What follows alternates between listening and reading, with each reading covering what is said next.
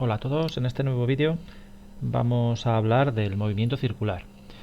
El movimiento circular es un caso particular del movimiento en dos dimensiones. Lo que pasa es que la partícula en este caso está sujeta a recorrer un círculo. Entonces, vamos a suponer que la partícula recorre un círculo tal que este y en un instante de tiempo dado se encuentra aquí. ¿Vale? Lo que es fijo en este movimiento es la distancia de la partícula al origen, que sería, podemos llamarle r.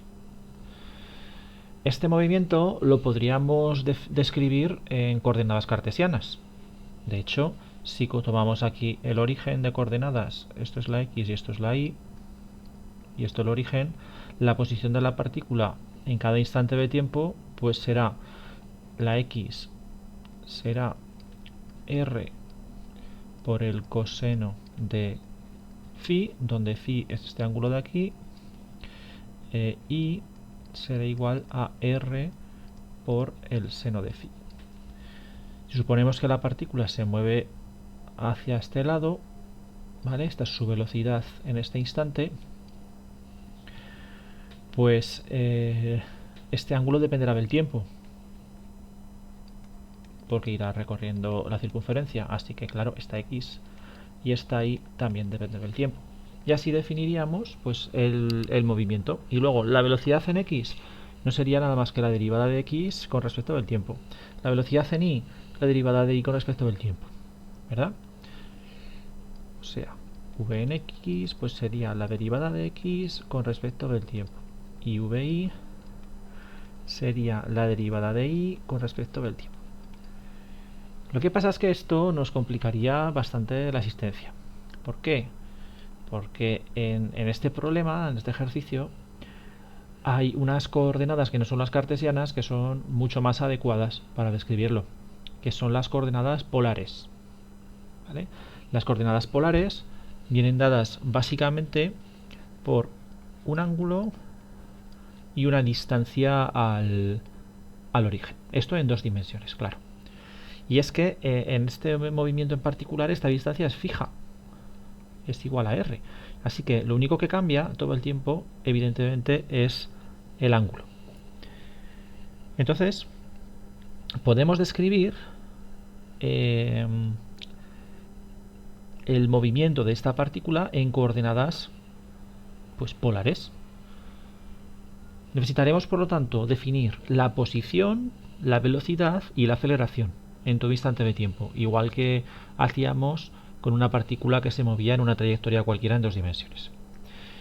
Vamos a definir primero lo que es la posición angular, que llamaremos phi, que justamente es este ángulo que vamos a medir pues desde aquí, desde este origen de ángulos.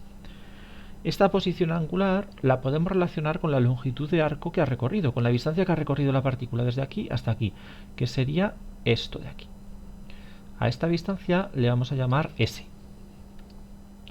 Y la relación no es más que la siguiente. Este ángulo recorrido es igual a la longitud de arco dividida para el radio de la circunferencia. Y las unidades de phi en esta definición son los radianes. El radián es una unidad ficticia, dicho de alguna manera, porque no tiene dimensiones el radián. Fijaos que si aquí dividimos las unidades de s, que es una longitud, entre r, que es otra longitud, pues no me quedan unidades, ¿vale? En principio no tendría unidades este ángulo. Por eso se utiliza o se define el radián. ¿Cómo obtenemos la velocidad asociada a esta posición angular, que le llamaremos velocidad angular? Pues igual que obtuvimos la velocidad lineal. Fijaos, como la derivada de la posición angular con respecto del tiempo. Y la posición angular es esto de aquí arriba, así que es la derivada de s partido de r con respecto del tiempo. Como r es constante, al ser una trayectoria circular, lo puedo sacar fuera de la derivada de s con respecto del tiempo. Y esta derivada de s con respecto del tiempo, ¿qué es? es la velocidad que lleva la partícula. La velocidad lineal, esta velocidad que he marcado aquí, que ya le he marcado. Después de esto, ¿cómo obteníamos la aceleración? En este caso se va a llamar aceleración angular y le solemos llamar con la letra alfa, como la derivada de la velocidad angular con respecto del tiempo. Lo mismo, como 1 partido de R es constante, lo puedo sacar fuera de la derivada y me queda la derivada de V con respecto del tiempo. Si vamos un poquito más atrás, algún vídeo anterior, recordaréis que la derivada de la velocidad con respecto del tiempo le llamé aceleración tangencial, A sub t. Así que ya tenemos las 3 definiciones que necesitamos para describir el movimiento de la partícula en un movimiento circular en cualquier instante de tiempo. La posición angular, la aceleración angular y... la posición angular, la velocidad angular y la aceleración angular. Pero esta componente tangencial de la aceleración no era la única que había. ¿Os acordáis que la aceleración la definí como A sub t por U sub t más A sub n por U sub n? De aquí puedo obtener A sub t. Fijaos que es alfa por r. Pero no sé nada de A sub n. A sub t era la encargada de cambiar el módulo de la velocidad y A sub n de cambiar la dirección. Así que aquí tiene que haber A sub n, no puede ser 0, porque la dirección de la velocidad cambia para tu instante de tiempo. Aquí apunta hacia aquí, en este otro punto apunta hacia aquí, ¿vale? En este otro punto apunta hacia aquí. Fijaos que va cambiando, así que A sub n no puede ser 0. Bueno, creedme si os digo que A sub n tiene esta expresión: v al cuadrado partido de r por U sub n. Esta expresión la obtendremos en otro vídeo cortito un poco más adelante.